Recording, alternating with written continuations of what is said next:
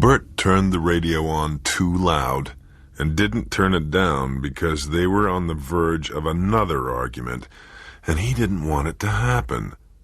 He was desperate for it not to happen. Vicky said something. "What?" he shouted. "Turn it down. Do you want to break my eardrums?" He bit down hard on what might have come through his mouth and turned it down. Vicky was fanning herself with her scarf, even though the T-Bird was air-conditioned. "Where are we anyway?" "Nebraska." She gave him a cold Nebraska. She gave him a cold, neutral look. "Yes, Bert, I know we're in Nebraska, Bert. But where the hell are we?" "You've got the road atlas. Look it up. Or can't you read?" Such wit. This is why we got off the turnpike, so we could look at 300 miles of corn and enjoy the wit and wisdom of Bert Robeson. He was gripping the steering wheel so hard his knuckles were white.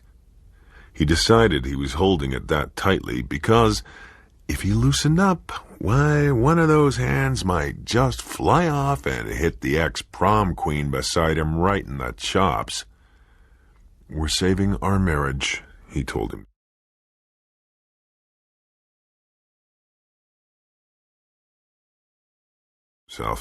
"Yes, we're doing it the same way us grunts went about saving villages in the war."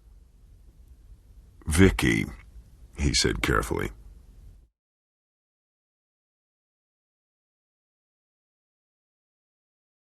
"I have driven 1,500 miles on turnpikes since we left Boston. I did all that driving myself because you refused to drive. Then—" "I did not refuse," Vicky said hotly. "Just because I get migraines when I drive for a long time."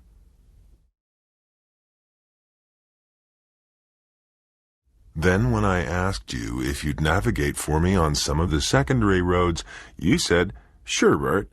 Those were your exact words. 'Sure, Bert.'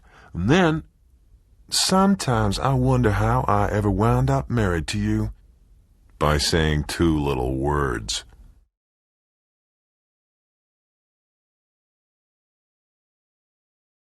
At him for a moment, white-lipped, and then picked up the road atlas. She turned the pages savagely.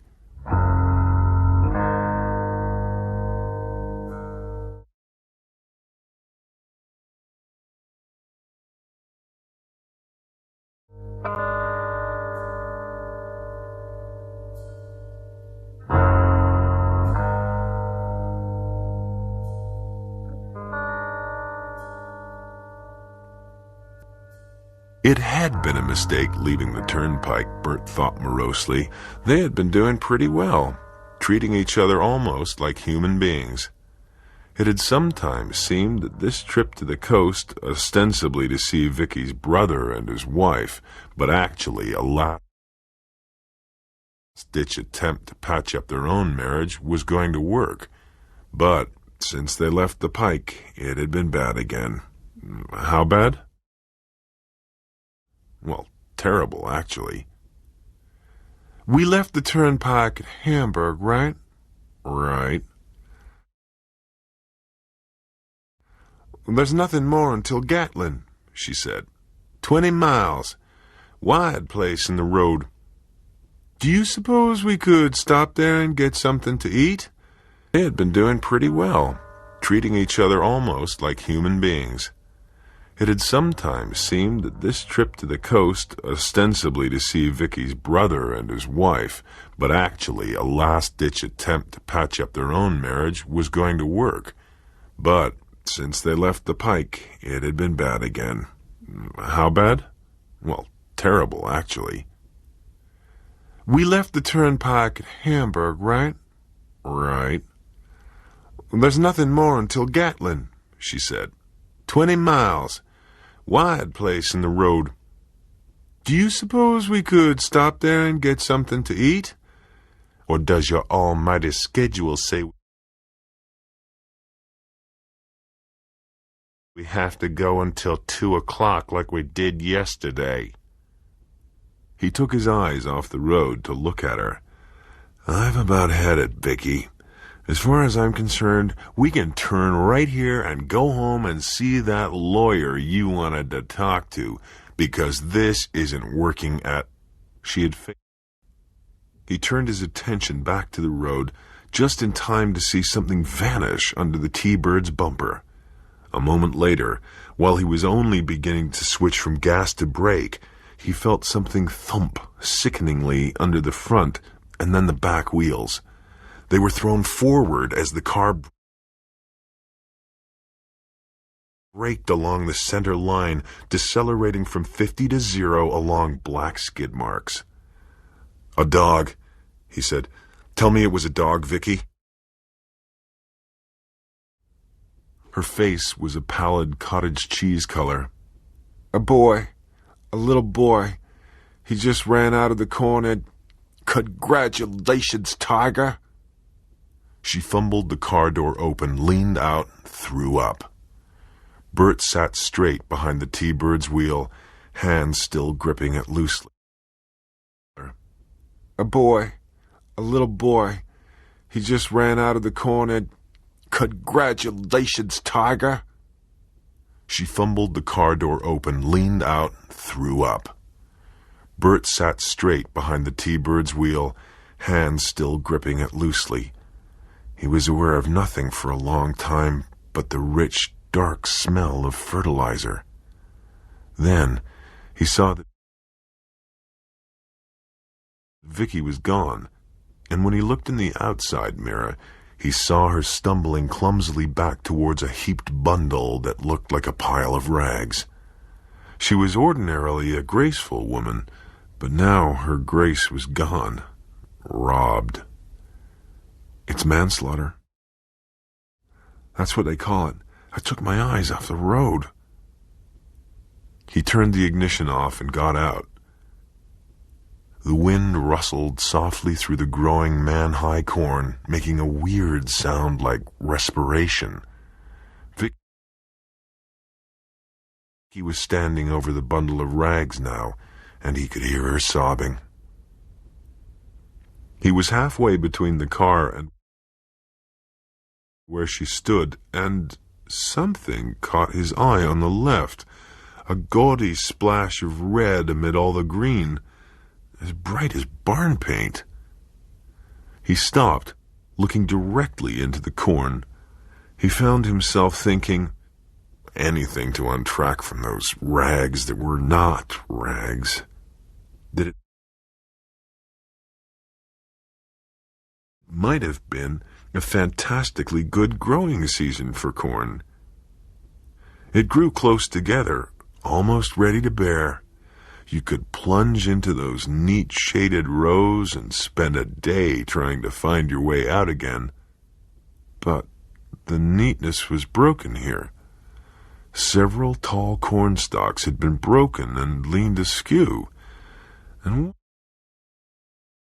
what was that further back in the shadows? Bert! Vicky screamed at him. Don't you want to come?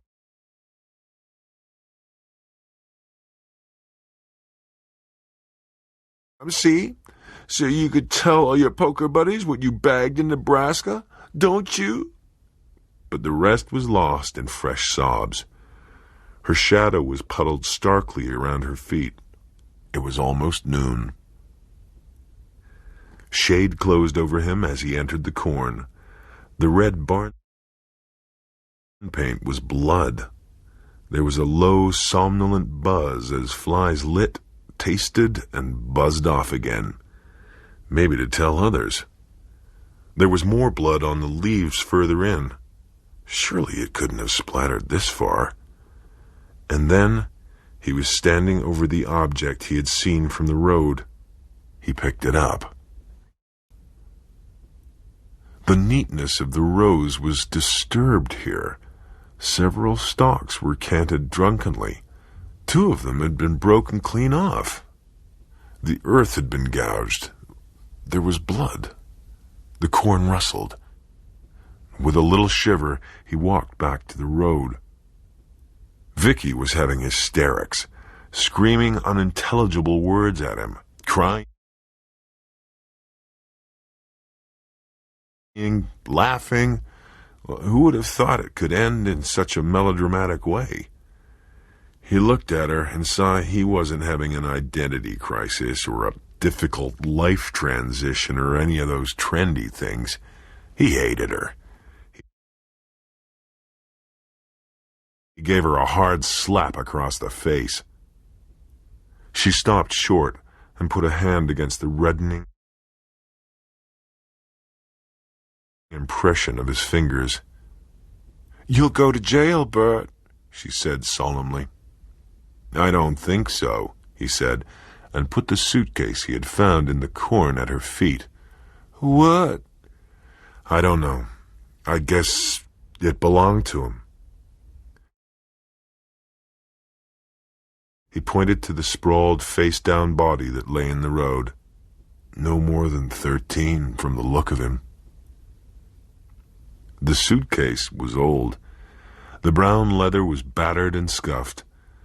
2 hanks of clothesline had been wrapped around it and tied in large, clownish grannies. Vicky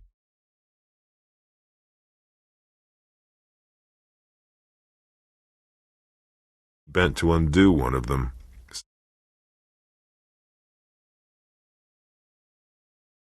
Saw the blood greased into the knot and withdrew.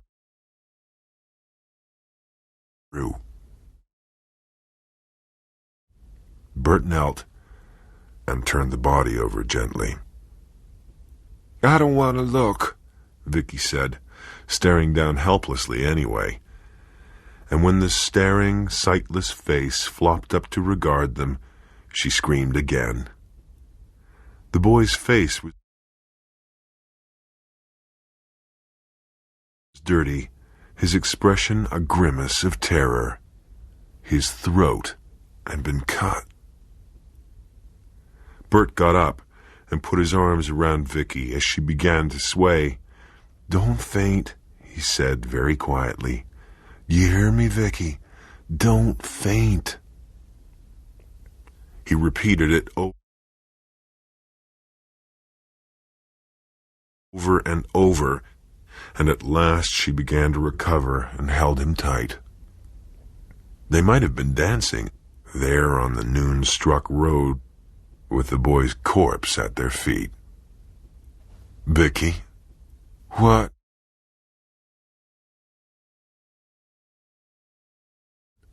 Muffled against his shirt. "Go back to the car and put the keys in your pocket. Get the blanket out of the back seat and my rifle. Bring them here." "The rifle?" "Someone cut his throat. Maybe whoever is watching us?" Her head jerked up, and her wide eyes considered the corn. It marched away as far as the eye could see, undulating up and down, small dips and rises of land. "I imagine he's gone, but why take chances? Go on, do it." She walked stiltedly back to the car, her shadow following, a dark mascot who stuck close at this hour of the day. When she leaned into the back seat, Bert squatted beside the boy. White male, no distinguishing marks. Run over, yes, but the T-bird hadn't cut the kid's throat. It had been cut raggedly and inefficiently. No army sergeant had shown the killer the finer points of hand-to-hand assassination, but the final effect had been deadly. He had either run or been pushed through the last 30 feet of corn, dead or mortally wounded, and Bert Robeson had run him down. If the boy had still been alive when the car hit him, his life had been cut short by 30 seconds at most. Vicky tapped him on the shoulder, and he jumped. She was standing with the brown army blanket over her left arm, the cased pump shotgun in her right hand, her face averted. He took the blanket and spread it on the road. He rolled the body onto it. Vicky uttered a desperate little moan. "You okay?" He looked up at her. "Vicky, okay," she said in a strangled voice. He flipped the sides of the blanket over the body and scooped it up, hating the thick, dead weight of it. It tried to make a U in his arms and slither through his grasp. He clutched it tighter, and they walked back to the T-bird. "Open the trunk," he grunted. The trunk was full of travel stuff, suitcases and souvenirs. Vicky shifted most of it into the back seat, and Bert slipped the body into the made space and slammed the trunk lid down. A sigh of relief escaped him. Vicky was standing by the driver's side door, still holding the cased rifle. "Just put it in the back and get in." He looked at his watch and saw only 15 minutes had passed. It seemed like hours. "What about the suitcase?" she asked. He trotted back down the road to where it stood on the white line, like a focal point in an impressionist painting. He picked it up by its tattered handle and paused for a moment. He had a strong sensation of being watched. It was a feeling he had read about in books, mostly cheap fiction, and he had always doubted its reality. Now he didn't. It was as if there were people in the corn, maybe a lot of them, coldly estimating whether the woman could get the gun out of the case and use it before they could grab him, drag him into the shady rows, cut his throat. Heart beating thickly, he ran back to the car, pulled the keys out of the trunk lock, and got in.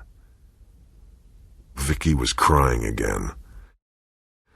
Bert got them moving, and before a minute had passed, he could no longer pick out the spot where it had happened in the rearview mirror.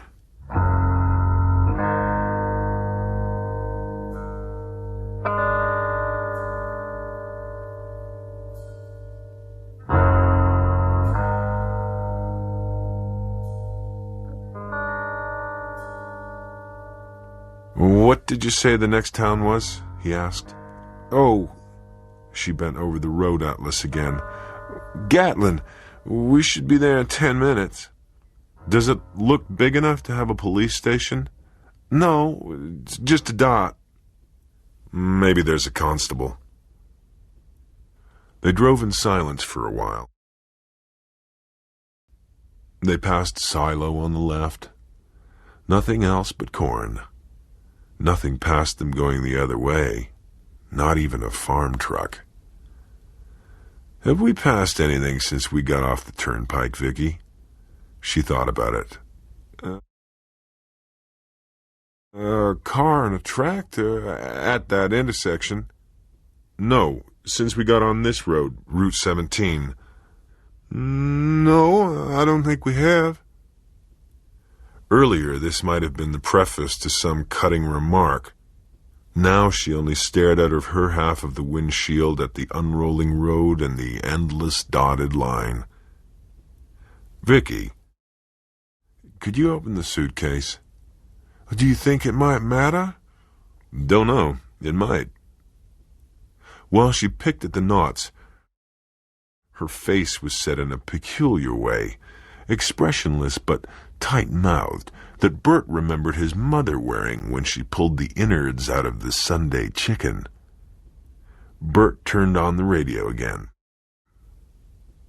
The pop station they had been listening to was almost obliterated in static, and Bert switched, running the red marker slowly down the dial. Farm reports, Buck Owens, Tammy Wynette, all distant, nearly distorted into babble. And then, near the end of the dial, one single word blared out of the speaker, so loud and clear that the lips which uttered it might have been directly beneath the grill of the dashboard speaker. "Atonement!" this voice bellowed. Bert made a surprised grunting sound. Vicky jumped. "Only by the blood of the Lamb are we saved," the voice roared, and Bert hurriedly turned the sound down. The station was close, all right. So close that, yes, there it was, poking out of the corn at the horizon, a spidery red tripod against the blue, the radio tower. "Atonement is the word, brothers and sisters," the voice told them, dropping to a more conversational pitch.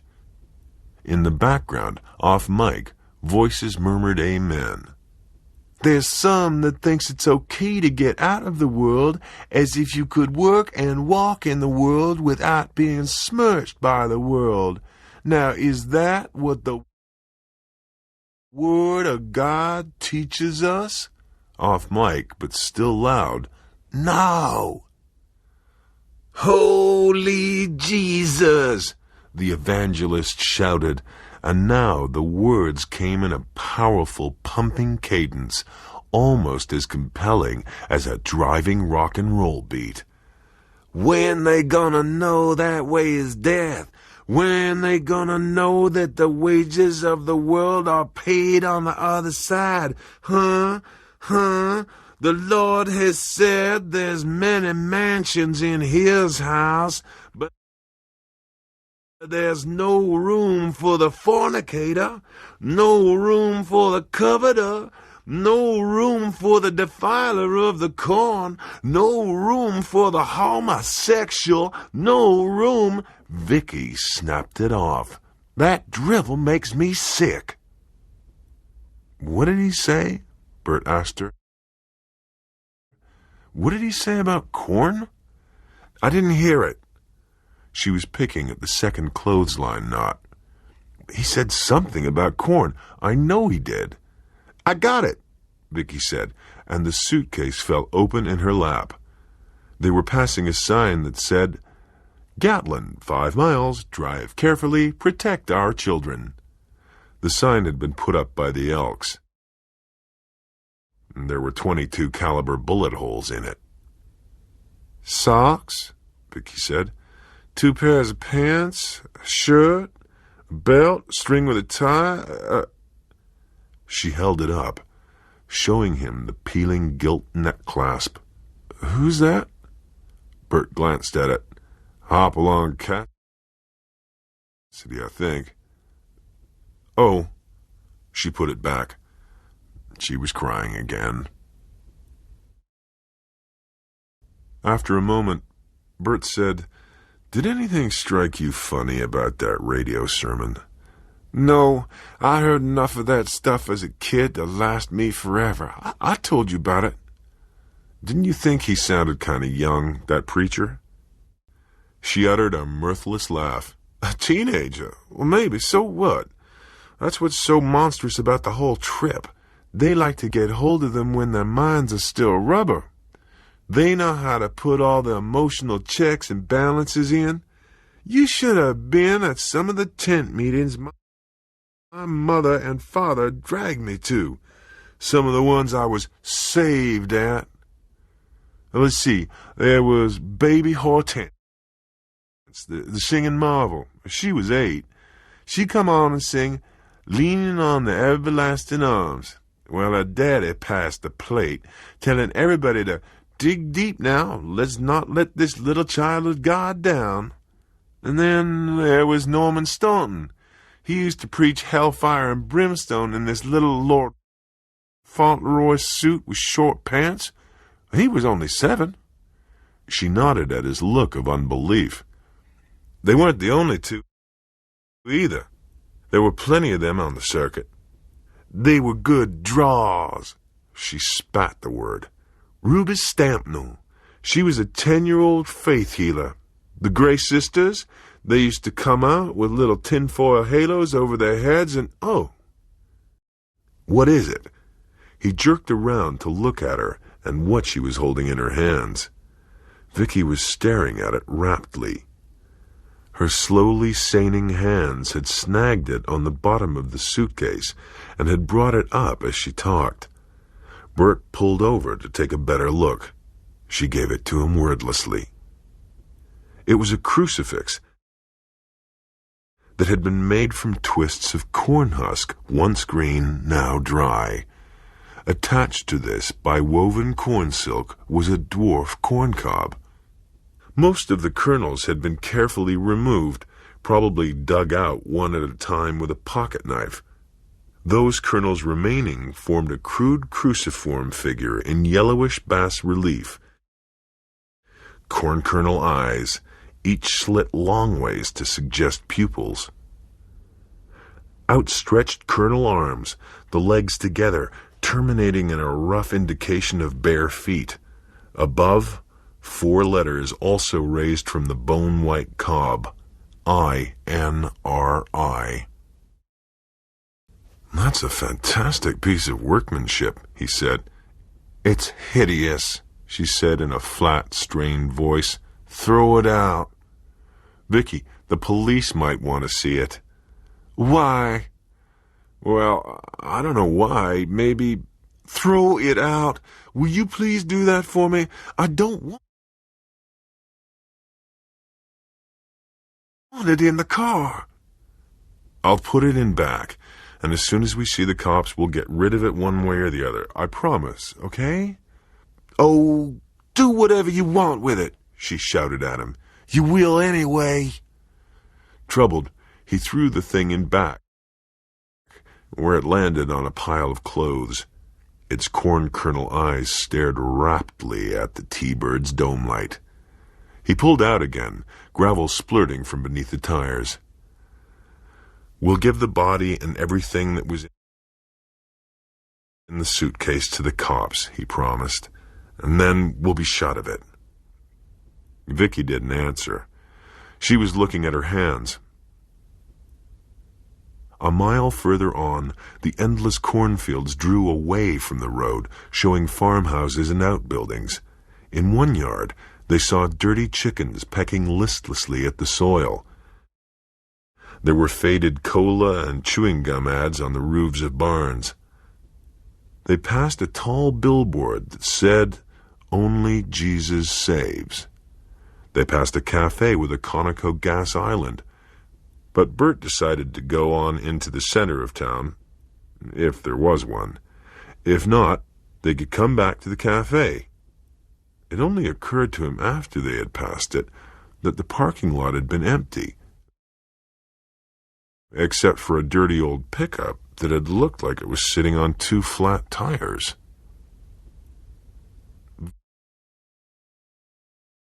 Vicky suddenly began to laugh, a high giggling sound that struck Bert as being dangerously close to hysteria. What's so funny? The signs, she said, gasping and hiccuping. Haven't you been reading them? When they called this the Bible Belt, they sure weren't kidding. Oh, Lordy, there's another bunch. Another burst of hysterical laughter escaped her, and she clapped both hands over her mouth. Each sign had only one word. They were leaning on whitewashed sticks that had been implanted in the sandy shoulder long ago by the looks. The whitewash was flaked and faded. They were coming up at 80-foot intervals, and Bert read, "A cloud by day, a pillar of fire by night." They only forgot one thing, Vicky said, still giggling helplessly. What? Bert asked, frowning. Burma shave. She held a knuckled fist against her open mouth to keep in the laughter, but her semi-hysterical giggles flowed around it like effervescent ginger ale bubbles. Vicky, are you You all right? I will be. Just as soon as we're 1,000 miles away from here in sunny, sinful California with the Rockies between us and Nebraska.